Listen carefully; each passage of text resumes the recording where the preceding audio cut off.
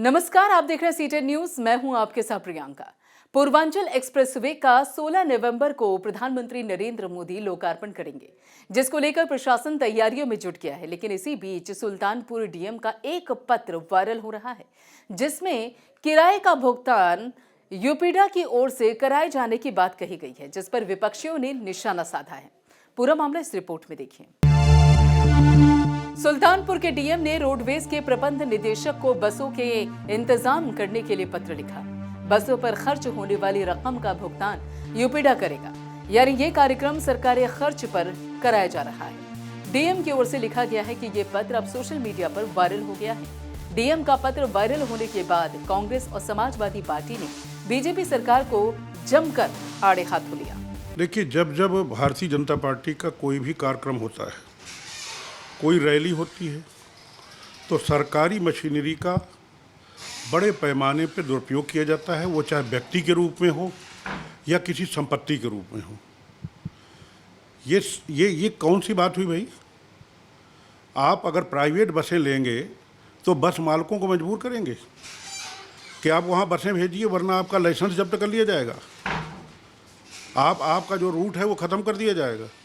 ये धमकाया जा रहा है बस मालिकों को। यूनियन, जो बस यूनियन है, यूनियन को साफ संदेश भेजा जा रहा है कि अगर आपने बसें जो जगह बताई जा रही है वहाँ पर समय से नहीं भेजी, तो फिर आपका जो रूट है उसका लाइसेंस रद्द कर दिया जाएगा। ऐसे करेंगे भाई तो कैसे काम चलेगा? ये खुला शासन सत्ता का दुरुपयोग है, सरकारी मशीनरी का गलत इस्तेमाल है और सरकारी धन का दुरुपयोग पार्टी विशेष के लिए किया जाना कहीं से भी उचित नहीं है। इस पर रोक लगना चाहिए। अब ये हालत उत्तर प्रदेश में भारतीय जनता पार्टी की हो गई है कि जनता अब नहीं आना चाहती है।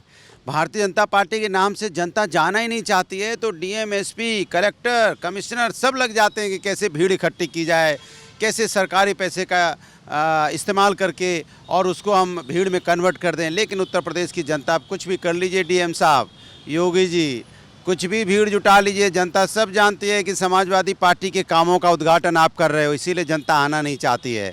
2022 में यही जनता भारतीय जनता पार्टी को वोट के माध्यम से मुंह तोड़ जवाब देगी और भारतीय जनता पार्टी को सत्ता से बाहर फेंक देगी। पूर्वांचल एक्सप्रेसवे पर घमासान के बाद बीजेपी ने कहा कि ये कोई राजनीतिक कार्यक्रम नहीं है। प्रधानमंत्री नरेंद्र मोदी के कार्यक्रम में जनता को पहुंचाने के लिए बसों का इंतजाम किया जा रहा है, जिसको लेकर विपक्ष इस पर राजनीति कर रहा है।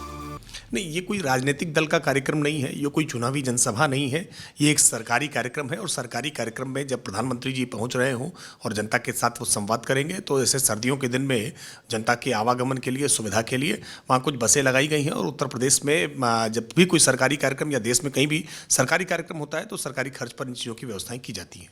लखनऊ से गाजीपुर जाने वाली पूर्वांचल एक्सप्रेसवे 16 नवंबर से जनता के लिए खोल दिया जाएगा। लेकिन उद्घाटन के दौरान जनता को कार्यक्रम में शामिल होने के लिए बसों के किराया भुगतान को लेकर डीएम का पत्र वायरल होने के बाद इस पर राजनीतिक गलियारे में हलचल शुरू हो गई है।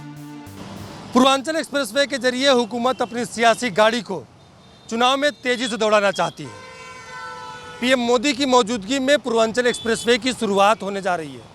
ऐसे में जलसा भी भव्य होगा, तैयारियां भी की जा रही हैं। पूर्वांचल एक्सप्रेसवे से सटे सभी जनपदों के अधिकारियों को बाकायदा निर्देश जारी किया गया है कि वो भीड़ इकट्ठा करने में मदद करें। डीएम सुल्तानपुर का एक लेटर वायरल हो रहा है, जिसमें ये लिखा गया है कि 2000 बसें उनको दी जाए।